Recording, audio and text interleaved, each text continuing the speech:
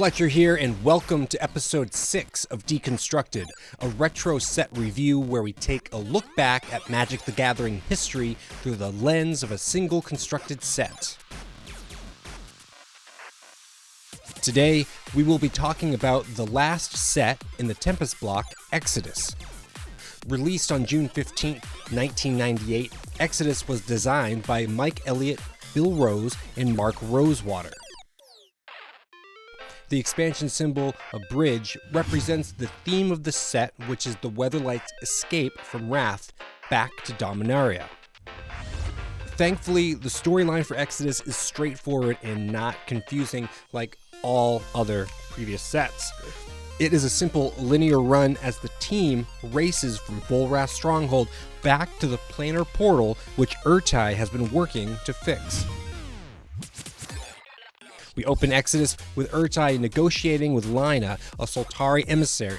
The Soltari agree to help Urtai open the portal as long as he promises to hold the portal open after the Weatherlight passes through so that the Soltari may also escape back to Dominaria. With the deal in place, Lina delivers a message to the Weatherlight: get back to the portal ASAP. Receiving the message, the Weatherlight unmoors and heads to pick up Gerard and the rescue party waiting in Buelher's gardens. As the ship sets sail, they are attacked by the Predator, who fires harpoon lines directly into their ship. Hannah daringly maneuvers the Weatherlight, dragging the Predator with her and slamming the enemy ship into the walls of the stronghold. Forced to cut the harpoon lines, Buelher continues to pursue the Weatherlight as they make their way to the gardens. Below deck of the Weatherlight, Krovax, now fully transformed into a vampire, emerges on deck and moves towards the ship's sails. Raising his claws, he starts ripping the sails apart, when suddenly Miri hurls herself into him, knocking them both overboard. They fall into the canopy of Buelher's gardens. Below in the garden, Gerard and the rest of the search party run toward the Weatherlight. As they get closer to the ship, Gerard sees Miri and Krovax fighting. Breaking from the group, Gerard runs toward their battle. As he approaches, Buelher jumps down from the Predator, barring Gerard's path. Gerard and Grevin lock in for mortal combat as Miri and Krovax also continue to fight. Wrestling into a stalemate, Gerard finally breaks free of Grevin. Pausing to contemplate his next move, Gerard has to choose whether he will help Miri, thus risking the Weatherlight and her crew, or escape back to the ship, leaving Miri and Krovax to their fate. Agonized by his choice, Gerard retreats. Back on board, Karn has equipped the Sky Shaper into the Weatherlight's Thran engine. The Sky Shaper, a recovered legacy artifact, turbocharges the engine, increasing the ship's speed and allowing them to easily outrun the Predator as they make their way back to the planar portal. As they approach, Urtai opens the portal. The Weatherlight and Soltari are then transported back to Dominaria. Waiting on the other side of the portal is Urza, who immediately closes the gate, preventing any pursuit of the Predator, but trapping Urtai back on Rath. Thanks to the invasion plans found in the stronghold, Gerard and Urza are now aware of the planned Phyrexian invasion of Dominaria. With Buelher and Krovax still at large, it isn't a question of if, but when the Phyrexians will strike next. While the previous set, Stronghold, didn't do much to shake up the standard meta at the time, Exodus, on the other hand, brought new cards to the table that spawned unique tier decks around them. Brian Selden played one of these decks to win the 1998 MTG World Championship. Cali Nightmare, aka Rex Sur, was a new toolbox-style archetype. Toolbox refers to a deck featuring a variety of cards with narrow effects that your deck tutors for as needed. In Rex Sur, we have Survival of the Fittest, a 2-mana green enchantment that allows you to choose and discard a creature card for 1 green mana, and replace that with another creature card from your deck. As you can see, the deck runs many 1 and 2-ofs with unique enter the battlefield effects. Cloud Chaser Eagle blows up enchantments when it enters the battlefield. Mana War bounces a creature. Orcus Settlers blows up lands. Spike Weaver can generate infinite fogs. Spike Feeder allows life gain. Tradewind Rider allows for repeated bounce and locking down the game. And Verdant Force and Spirit of the Night are in to close out the games. The second half of the deck, Recurring Nightmare, allows the deck to reuse each of these creatures and cheat the higher casting cost fatties into play.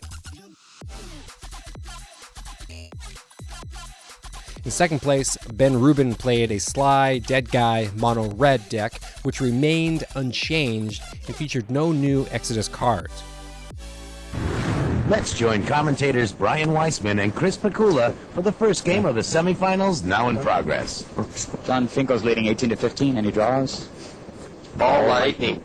Kaboom. You're from your first name? And Ironclaw Orc can't even think about blocking. The finals of Pro Tour LA, there was a lot of talk he was just kind of a flash in the pan.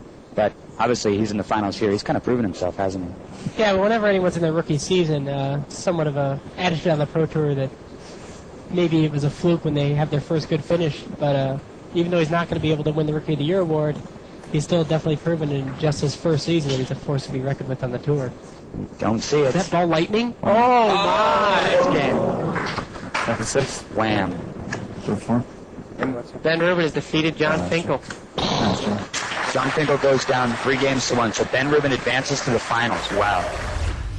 And in the quarterfinals, Brian Hacker played White Weenie, which picked up 2 big upgrades with Paladin and Vec, a 3-mana 2/2 first striking White Knight with protection from red and black, and Cataclysm, a 4-mana white sorcery that nukes the whole board except for an artifact, creature, enchantment, and land of each player's choosing.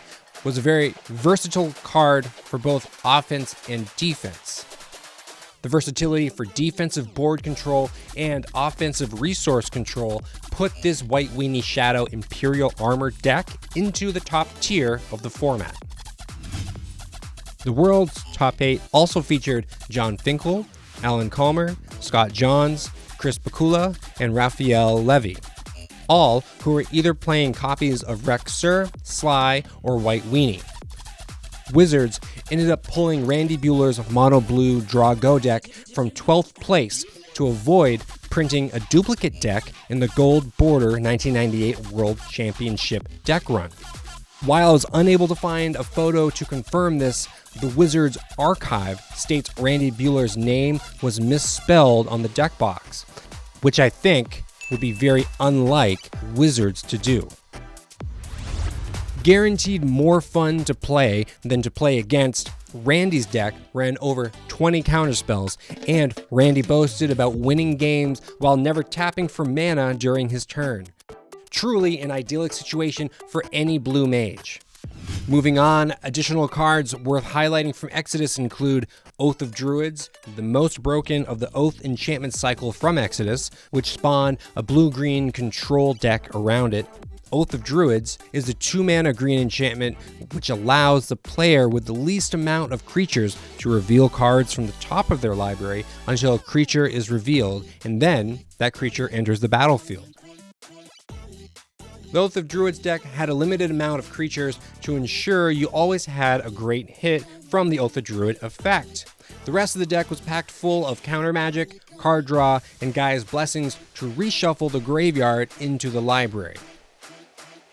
Another Exodus counterspell, Forbid, which we see in Draw Go, was also the basis for a very different type of deck called Forbidian. More aggressive and tempo-based, Forbidian hoped to land an early Ophidian to generate card advantage and then protect it and the board state with counterspells until they could set up a bounce lock with either Tradewind Rider or Capsize. In Exodus, we also get Hatred, a key component to Suicide Black, and Mind Over Matter, a key part of a banned combo deck with the future release of Urza Saga. We also see 3 legacy staples in Price of Progress, Sphere of Resistance, and City of Traders. Soul Warden and Coat of Arms was also first printed in Exodus and is a great win condition for tribal decks like Elves. Nullbrooch was one of my personal favorite cards that paired very well with Curse Scroll and Ensnaring Bridge. And finally, we have the most epic of all red enchantments, Seismic Assault, as seen here in the March 21st, 2017 release of 42 Land Swan Hunt. Well, play Seismic Assault, play Wandering Fumarole, pass the turn, and no whammies, this one turn, not another Abrupt Decay. Kodak Shredder, mills. Ghoulcaller's Bell, mills. Opponent passes. Alright, now the fun begins. Swans. And I guess we just start going. Hit our swans, draw some cards. Hit our swans, draw some cards. Hit our swans, draw some cards. Hit our swans, draw some cards. Hit our swans, draw some cards. Hit our swans, draw some cards. Hit our swans, draw some cards. Hit our swans, draw some cards. Hit our swans, draw some cards. Hit our swans, draw some cards. Hit our swans, draw some cards. 1, 2, 3, 4, 5, 6, 7, 8, 9. We're one land away. With the release of Exodus, we see the completion of the first Weatherlight saga block. The amount of effort that was spent to weave the storyline into the card design, art, and supplemental product development did wonders for brand cohesion. As a result, the player response was resoundingly positive. And in Exodus, we also see card rarity identified on all of the cards, along with the inclusion of collector numbers on the bottom of each card. These steps helped clear up any ambiguity of rarity and set size in an age where the access to this kind of information was still limited. As Magic R&D knocked each set out of the park with Tempest block, what comes next with the release of Urza's Saga, the first set in the Urza's block, is truly unexpected. Tune in next time to see what happens next in the Weatherlight Saga and to learn how the release of Urza's Saga sends the meta into a deep freeze. Thanks for watching the video. If you enjoyed it, help us out by clicking that like button down below. And to keep up on all the latest and greatest, click that subscribe button. Don't forget to hit that bell icon to get alerts whenever we have a new video. And check out some other sweet videos here and here.